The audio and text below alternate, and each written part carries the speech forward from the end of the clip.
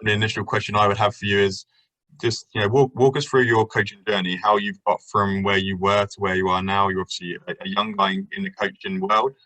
So just kind of talk us through that process for you. Yeah.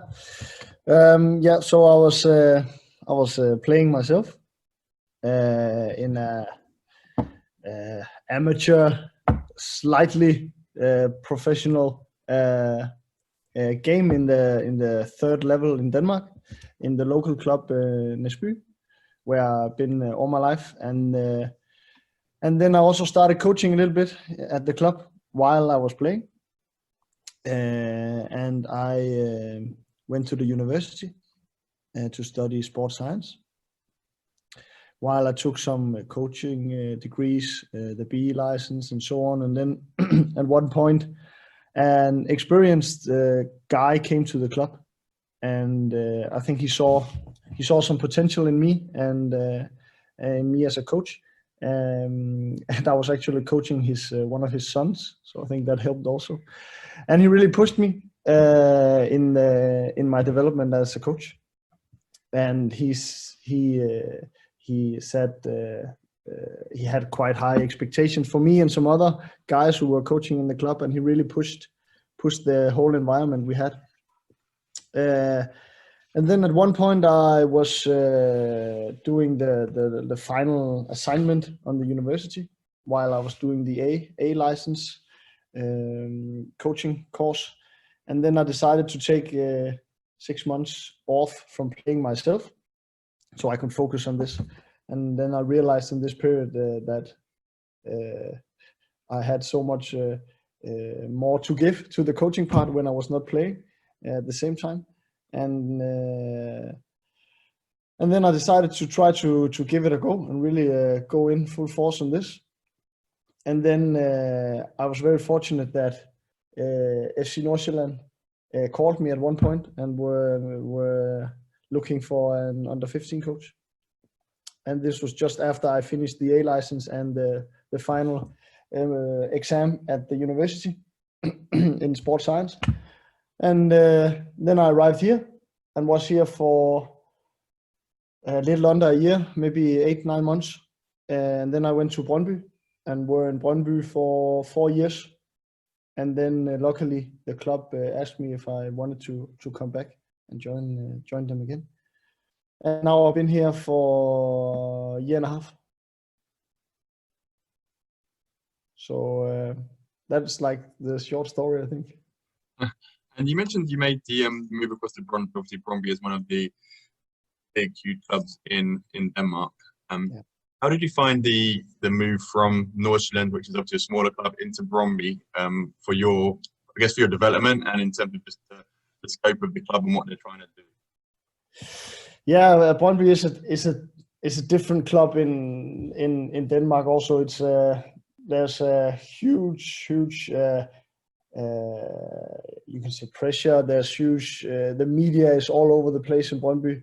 Every time there's a headline, if they put the club's name on that headline, they know it will get a lot more views and all this. So it's a special place to be, and it has a great feel for.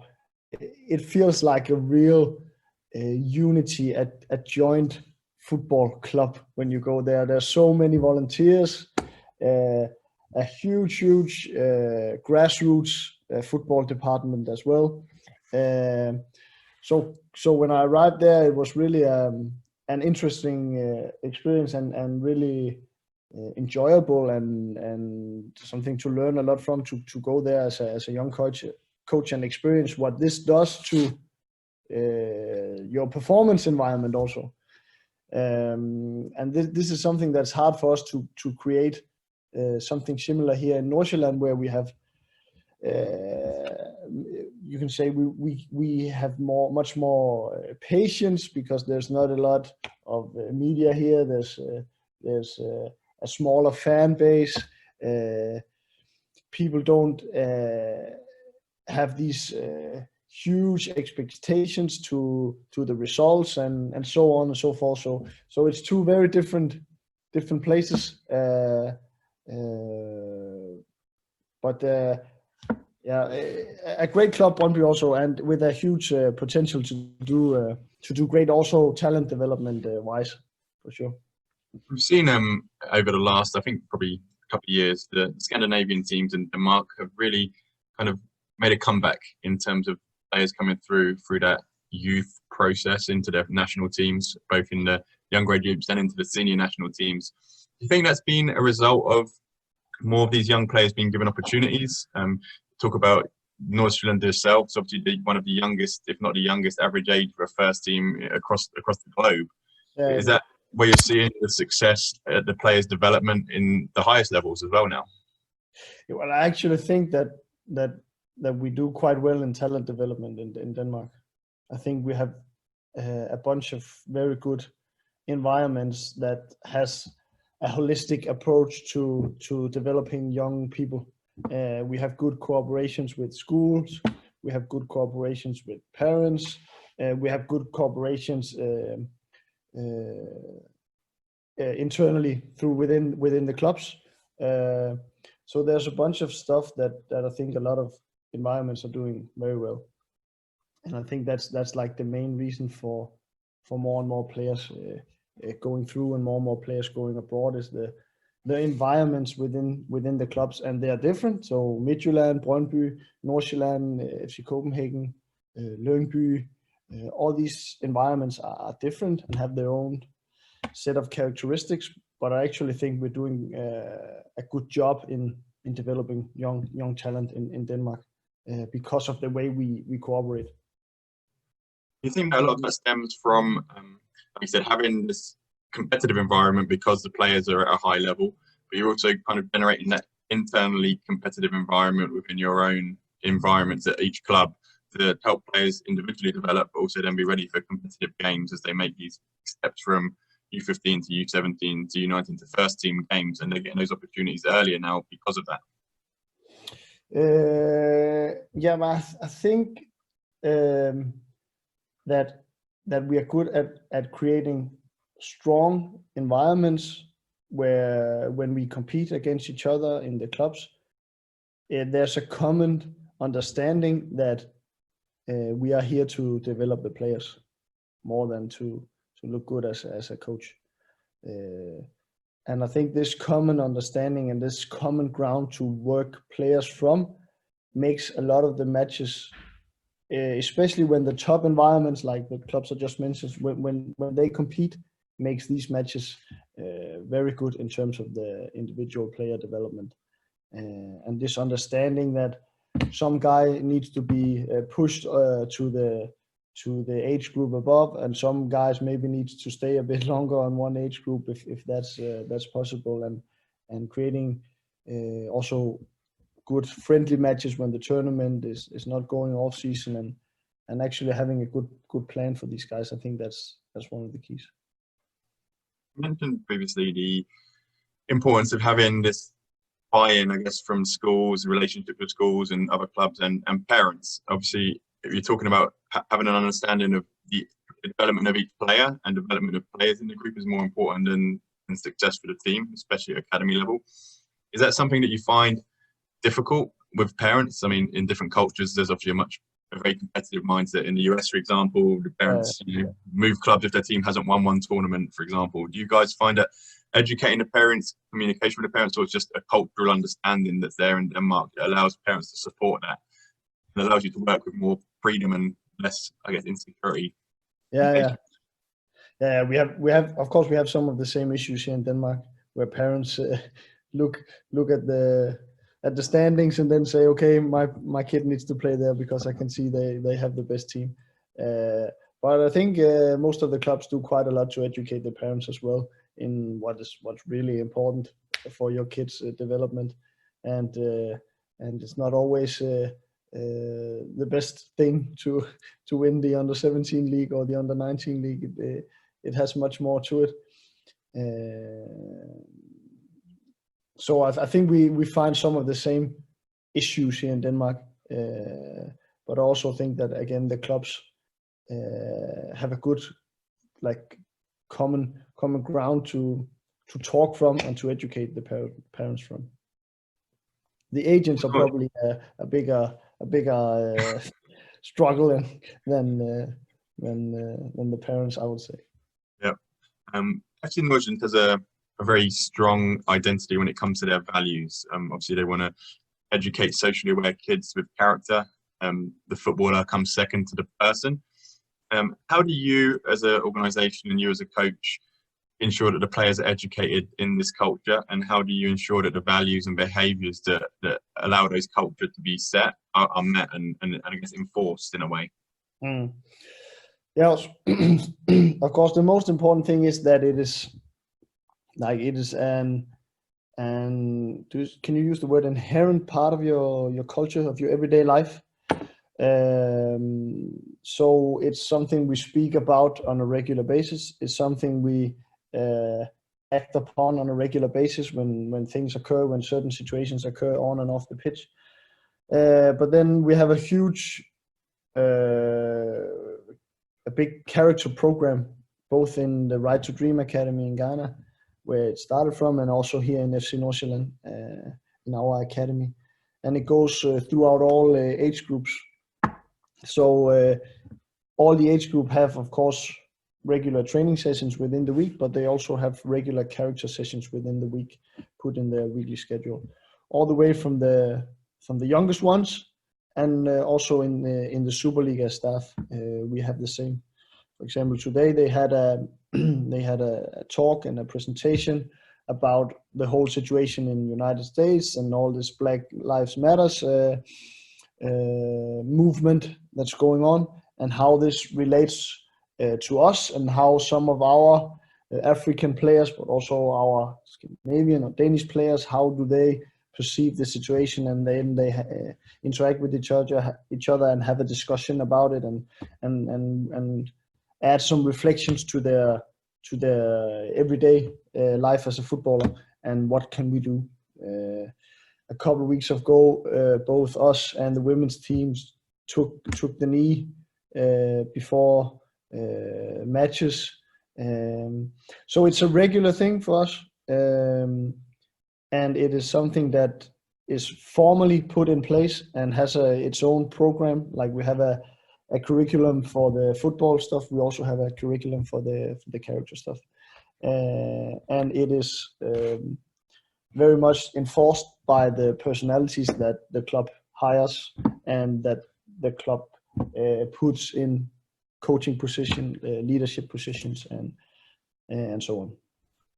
You see that has been something that you look at when recruiting players, both for the first team and the academy, that character, people that are going to come in and help you be architects for this culture, rather than people who could potentially come in and damage it. And how does that work in terms of your processes for identification of talent and identification of the right character for the group? Yes. So most of the time when we have a transfer window, we don't bring in players from the outside. It's players coming from within the academies that are selected to the first team, which we see as just the oldest academy team. So it's not a separate team. It's like you have under 17, under 19, and the Superliga within the academy. And of course this helps us quite a lot, because then we know that the players that we think football-wise got what it takes, we know that they have been educated character-wise also, so they understand that this is a part of being a football player here with us. This is a premise. And it is something that we definitely look at when we are having these discussions, if we should bring this guy in or not, or should we keep this guy or not? Should we deselect this guy? So it's part of our regular you can say talent ID talks. Is part of our regular internal recruitment talks. Like, if we bring this guy in, how will it affect the environment? How will it affect the character of the group? How will it affect our collective mindset? Equally as we would talk about how quick is he, or how many goals has he scored. If you have a player in the group who does show, I guess, tendencies to veer away from the culture, How do you guys operate in terms of, I guess, reeling them in, or do you just say this is a player who's going to damage our collective mindset, that's going to stop us from achieving our goals, and they're the players you look to, I guess, move out of the group?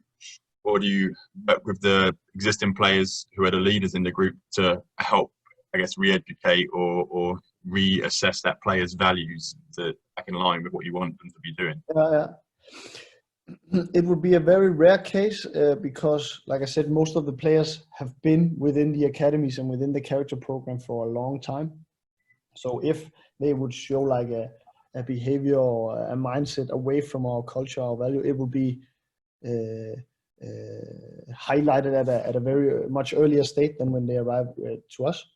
And we also have these conversations with players before they arrive, if we are bringing in players from the outside.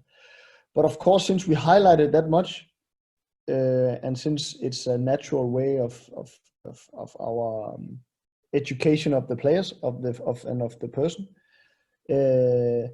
we also have leaders within the group who show these characters clearly, who lead by example, you can say.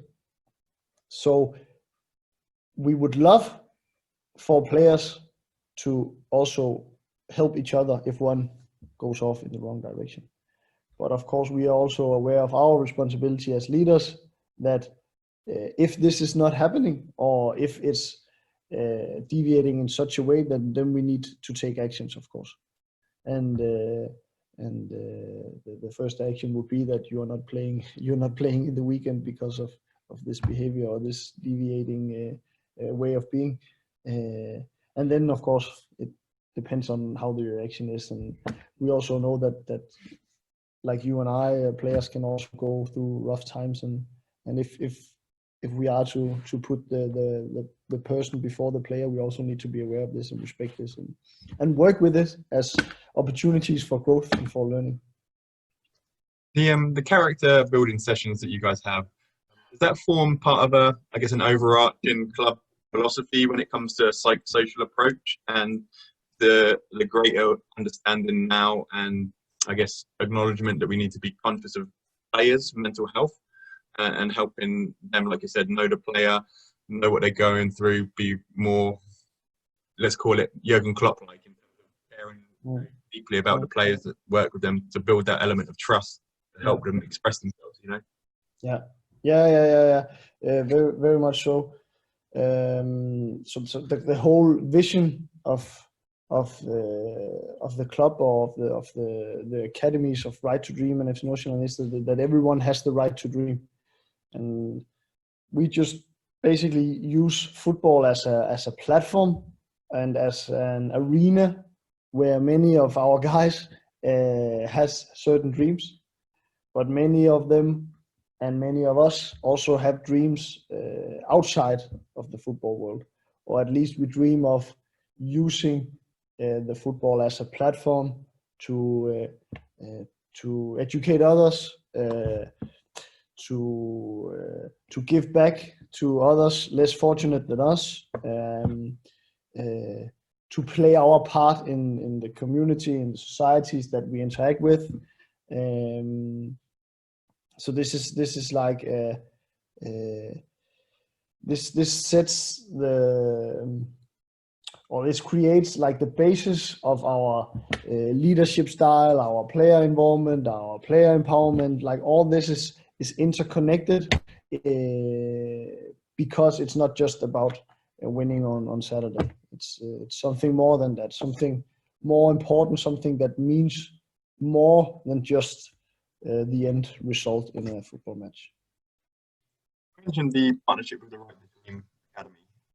That obviously gives you guys a really great benefit in terms of being able to not only attract but provide an opportunity for some of these top talented kids from the African continent. How does that align though when you're in a position as a coach who's trying to build long-term sustainability, but you know that essentially some of these kids are being brought in to help the club from a business standpoint and be sold on to some of 5 leagues in Europe, for example? Is that difficult as a coach to have to continually, I guess, churn through players because the mission of the club is to provide them with a greater opportunity at a higher level, or is it something that you just work with because you know it's the process that it has? I'm not sure I understand the question, Sean. Can you try to? Yeah. So when you bring a lot of these kids in, and they're some of the top talents, and I guess the mission of the club of Nordsjælland as a smaller club is to give them opportunities again to go to even a higher level. So as coaches, you kind of know that players, if they do well, are not going to be with you in the long term. So Oh, you're okay. constantly, rehabbing to recycle players and good players, but you're obviously always losing players. You have to constantly adjust. And does that affect how you guys plan in terms of season by season, and how you have to, I guess, maybe sometimes adjust your playing style, your methodology and your game model because the players you're losing fit really certain criteria that you needed to play in a certain way?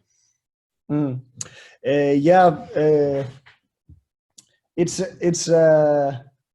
a clear premise of being a coach here.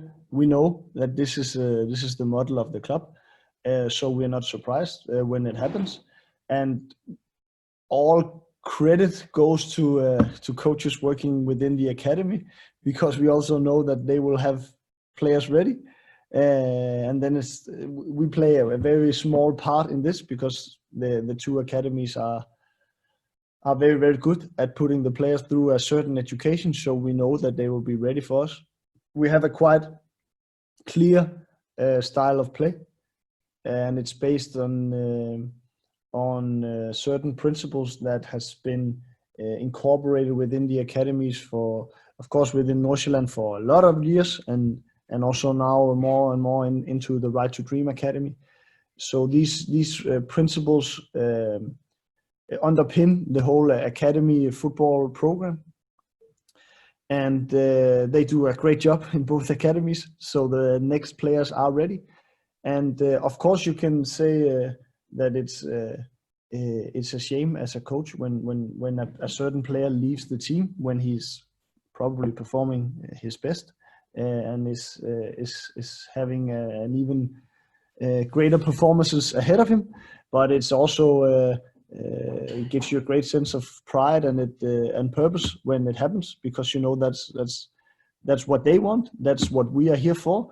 And every time the club earns $100, all the profit from that goes into the two academies and goes into helping young boys and girls getting better lives, getting a better chance of fulfilling their dreams. So of course, on the egoistic side of it, you think, it would have been good to keep this guy one season more, because what could we then achieve with the team and with him? But again, it's about something more than my ego and this just the one season achievement. It's about something more than that. You mentioned the really good consistency through the first team and the academy in terms of the game model and the principles. Without giving too many trade secrets away, can you just walk us through a couple of those principles and how you put them into action, I guess, through the different phases? And when you get to the first team, how you guys play in a way to make sure that these players are developing, because they're still developing at the age you guys have them very clearly at a young age. Also, how you're able to be effective in the games against some of these bigger clubs for using those principles. Yeah, sure. Yeah, I would say our style of play and the methodology behind it, and the way the two academies work is like our biggest asset competition wise. It is why we can compete the way we do with young players and against much older, much more experienced and also better individuals. It comes down to this. And our style of play, our game model it's basically built on the thought of how can we play a game that develops players the most. So we look at what do we think the game will be played, how do we think the game will be played in 5-10 years. We think it will be a very, very quick game. We think it will be a game with a lot of high intensity. We think it will be a game where those who are able to take initiative those who are able to control the ball will have a higher rate of success. And then from these thoughts about where the game is going, we create the principles of play, and we create our game model. So, for example, we have a certain value about initiative. So you will not find any Right to Dream or any FC Nordsjælland team defending in a passive way. You will not find a FC Nordsjælland team or Right to Dream team just keeping the ball to try to secure a 1-0 win, or to try to secure the current result. So that's one way we look at it. So we start with the end product. So we as a club, as academies, exist because we're able to develop good players for the top level football. So we need to start from what top level football will be in 5 or 10 years, because that's the players we're working with now. And then we deduce, or can you say deduce? No, you cannot use, like we reduce the, we create the steps to this end product from that on, and that's how our game model is built and our style of play. And it is continuously evolving. So we have monthly meetings where all coaches throughout all the age groups participate and discuss our style of play. And when you are an under 11 coach here in FC Nordsjælland, you actually play a part in how the first team plays in the weekends. You can actually influence this and affect this on a monthly basis. And your voice has the same impact as my voice as an assistant coach or as the head coach voice. And this is crucial for everybody to be involved, everybody to be a part of it, everybody to feel empowered to go out on the pitches and work with it. So I think it's not a secret because I told you, but this is the key to what we do. Does that help you in the process of recruitment for the first team and through the academy? Because if you have this very distinct style and, I guess, mentality and identity to your game, you know kind of players in positional profiles that you want to bring in. And again, the U11 coach knows what a player needs to look like when making that jump to the first team. So he's then able to plan and prepare using that identity and that game model, even if it's progressive steps towards that, like you mentioned. But does that help through that whole process, knowing that players are going to be ready, knowing I need to recruit this player because he shows a certain characteristic and profile for this position, as you go into U17, U19, first team, or develop that player with those skill sets in U11, U12, so they're able to come in and play there at U17, 19, and first team? Yeah, I'll say it not only helps, I think it's crucial. It is crucial. And the fact that the under 11 coach knows the principles of play for the first team and are able to create trainings based on this, that is why we can play with the youngest first team in Europe.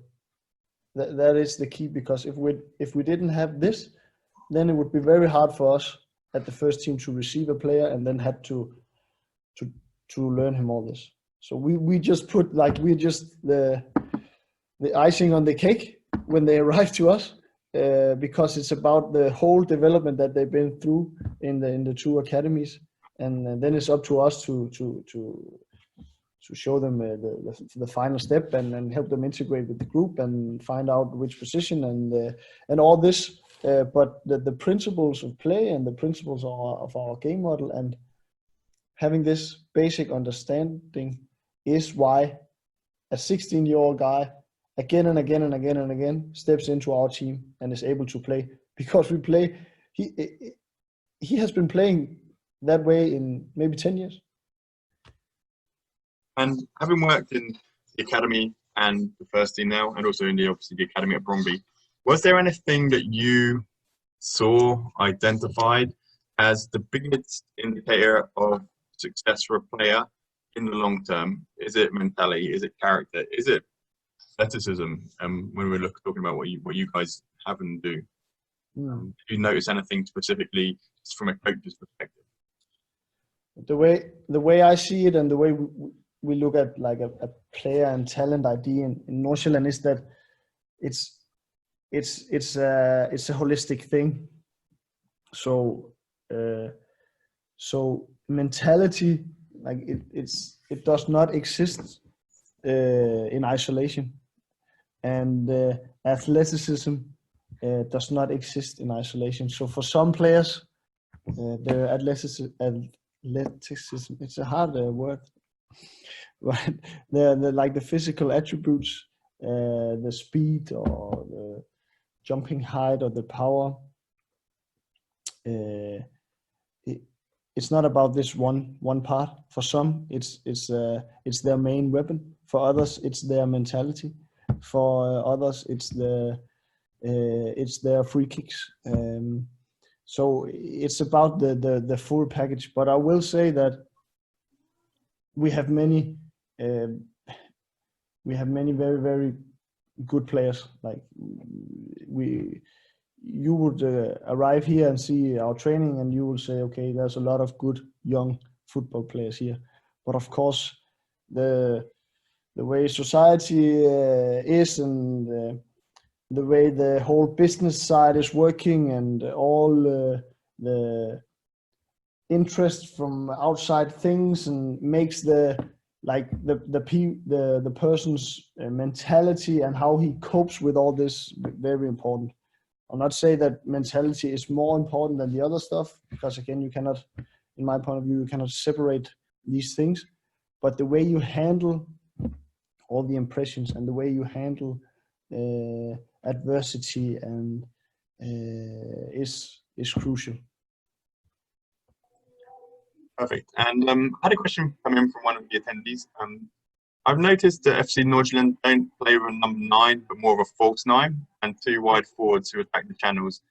Is this part of the game model throughout the process, or is it because it's hard to produce number 9s, or is there another reason that you guys decided to use that particular style and method of play?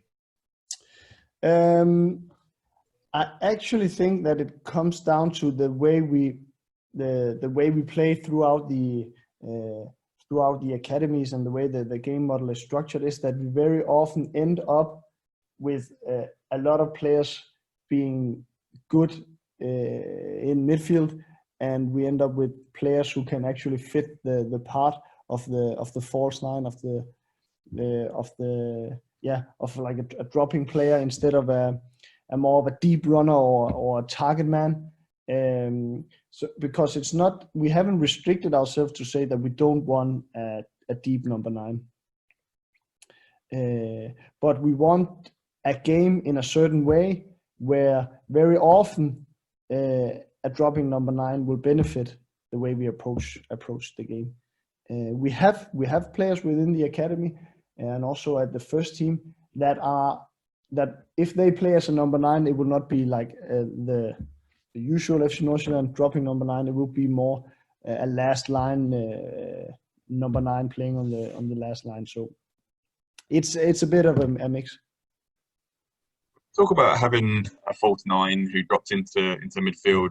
Is it really important that your wide attackers, or at least one of your wide attackers, understands that they still have to push in and fill that space onto the higher line to provide space in that midfield area between the midfield line? Is that kind of part of when you're talking about your principles, your attacking principles in the final third, having players understand that dynamic of movement? If one player moves somewhere, their movement has to be counter to that to provide the same opportunities. Yeah, for sure. It's all about collective movements in all phases of the game and throughout the whole style of play. It's all about the collective movements, and we work. We believe that the way the game is evolving and what the players will have to be able to do in future years, it will be with even more players running into space. So it will either be a very compact game on small areas, or it will be very open, played on huge areas with a lot of space. So it will be this mix all the time. And we need players who will go in behind, both when the spaces are huge, but also when they are very tight. So we spend quite a lot of time in these collective movements in regards to the runs in behind and what this does to the structure of the opponents. How can we benefit from the runs in behind, even though they are not being played?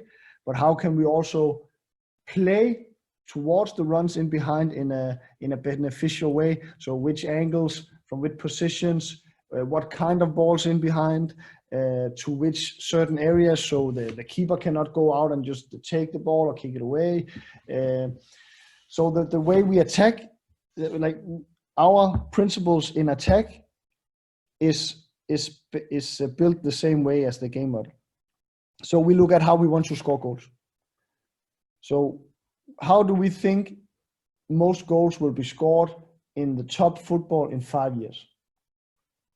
So we believe it will be from a lot of it will be close to goal, and it will be very often from a hard flat pass.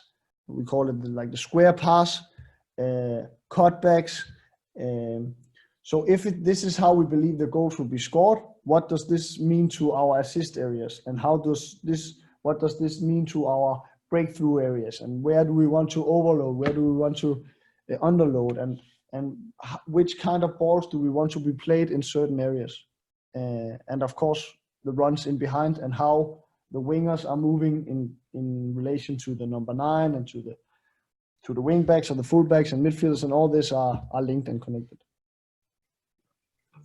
Does this whole process of kind of predicting or analyzing where the game's going to go in a period of time, that framed through the use of, and I guess the much greater access now to statistical analysis and data? You know, we talk about those hard flat passes, we talk about expected goals and the higher percentage chances that teams can create and where they kind of score goals from a more percentage success rate, basically. Is that, do you guys utilize that not only for predictive planning but also for seasonal and week-to-week planning?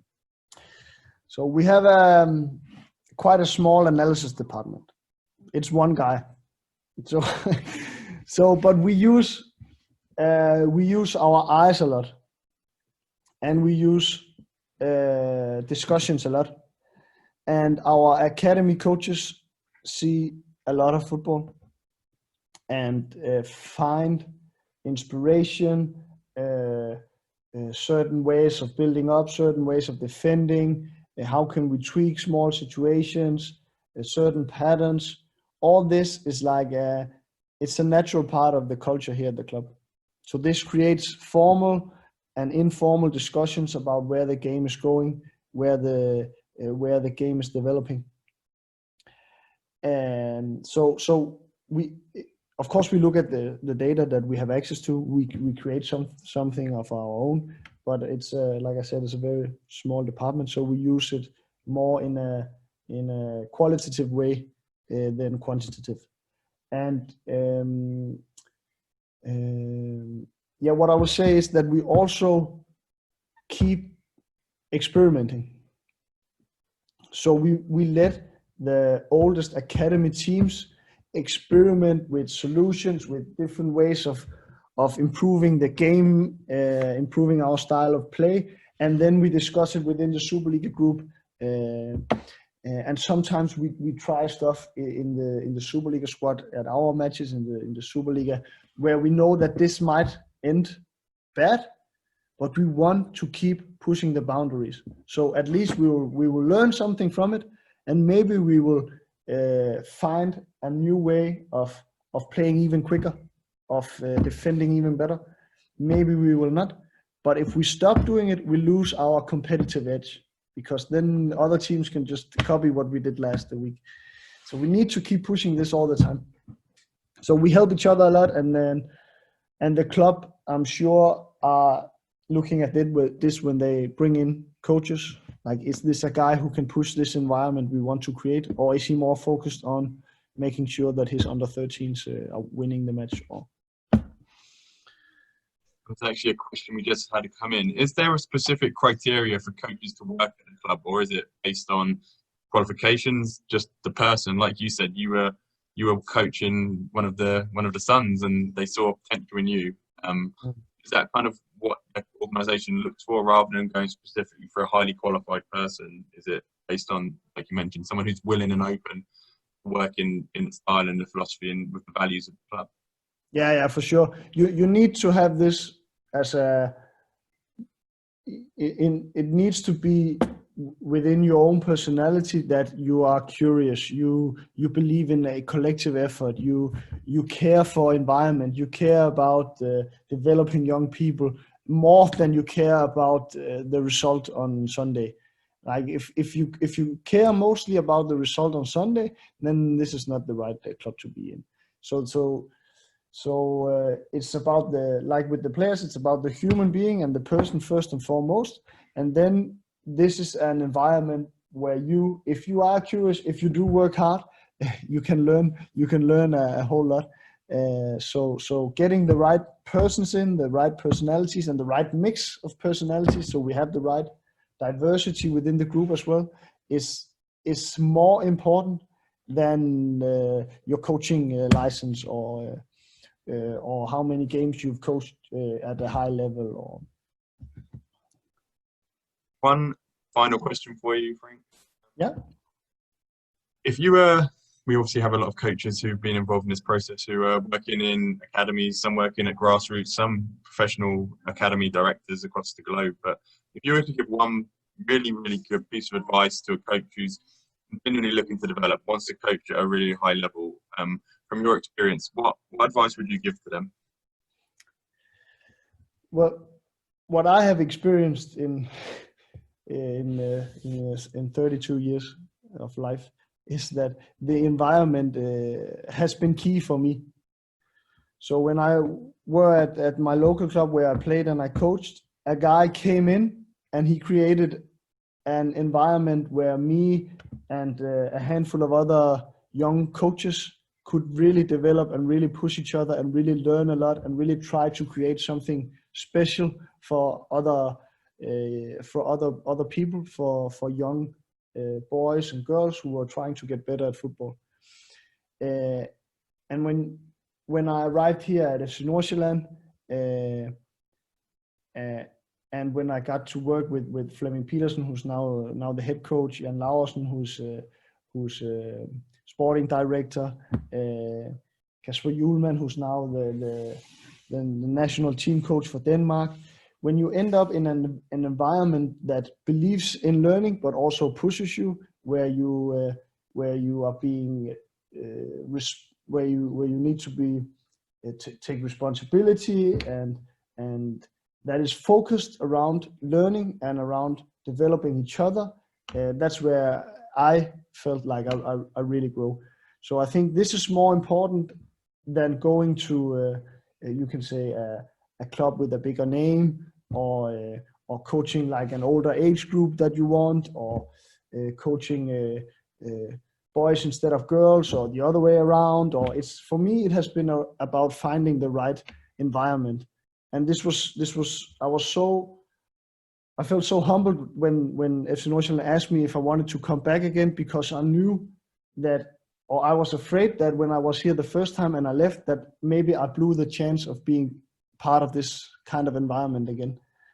So when I got the chance and they asked me, Frank, would you come back, then I was very humbled by this, because I knew that in this environment, which I think is a perfect place for me to be, I knew I would develop and learn a lot, and I would be part of something special. So for me, it has been about finding and, of course, co-creating the right environment. So you cannot do it on your own. We have a slogan on one of the walls here in the academy and in Ghana as well, that you shouldn't expect to accomplish your dreams if you're not willing to help others accomplish theirs.